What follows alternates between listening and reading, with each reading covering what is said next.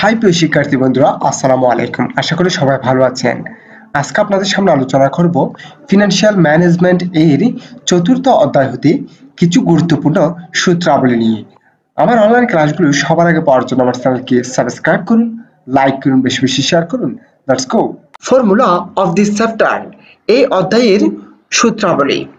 একটি অঙ্ক করার জন্য কিছু সূত্রের প্রয়োজন হয়। আমি এই অধ্যায় থেকে বাছাই করে এই যে প্রায় 10টি সূত্র দিয়েছি, এই সূত্রগুলো আপনারা ভালোভাবে যদি আয়ত্ত করতে পারেন আপনাদের জন্য এই অধ্যায়টি খুবই সহজ হয়ে যাবে। তাই আপনারা সূত্রগুলো ভালোভাবে বুঝে নেবেন এবং এই পাশে হচ্ছে আপনাদেরকে ইলাবোরেশন দিয়েছি, এগুলো আপনারা শিখে নেবেন।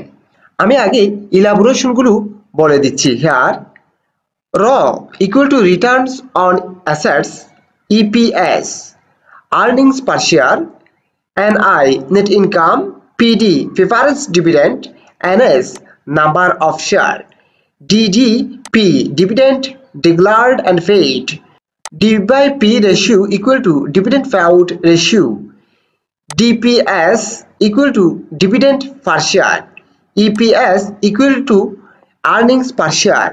আমি এই সূত্রের ইলাবোরেশনগুলো আপনাদেরকে আগে বুঝিয়ে দিচ্ছি। আবার সূত্রগুলো দেখুন। R equal to net income divide by total assets, EPS equal to NI minus PD divided by NS, DPS equal to DDP divided by NS, DP ratio equal to DDP divided by DPS into 100, retention ratio equal to 100% minus DP ratio, অথবা NI minus PD minus DDP divided by NI minus PD into 100.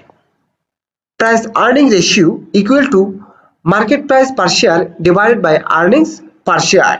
Retained earnings reinvestment equal to NI minus PD minus DDP অথবা N1 minus PD into ratio।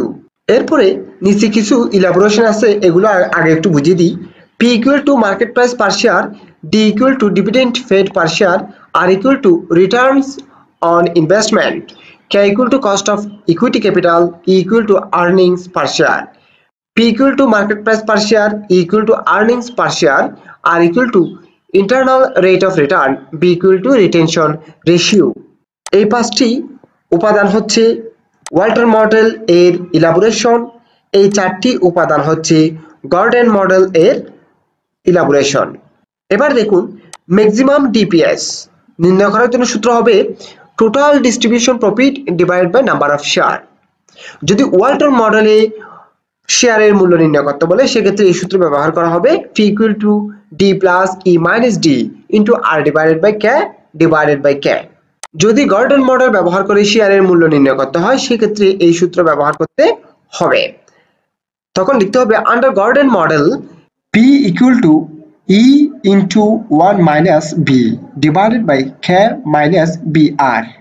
আপনাদের মাত্র ছোট ছোট 10টি সূত্র দিয়েছি এবং এই সূত্রগুলো ইলাবোরেশনগুলো আপনারা ভালোভাবে দেখে নেবেন।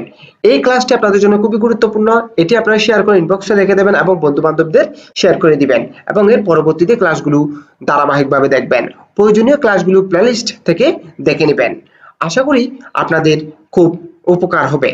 আমার অনলাইন ক্লাসগুলো সবার আগে পাওয়ার জন্য আমার চ্যানেলকে সাবস্ক্রাইব করুন, লাইক করুন, বেশি বেশি শেয়ার করুন। সুস্থ থাকুন, নিরাপদে থাকুন। আসসালামু আলাইকুম।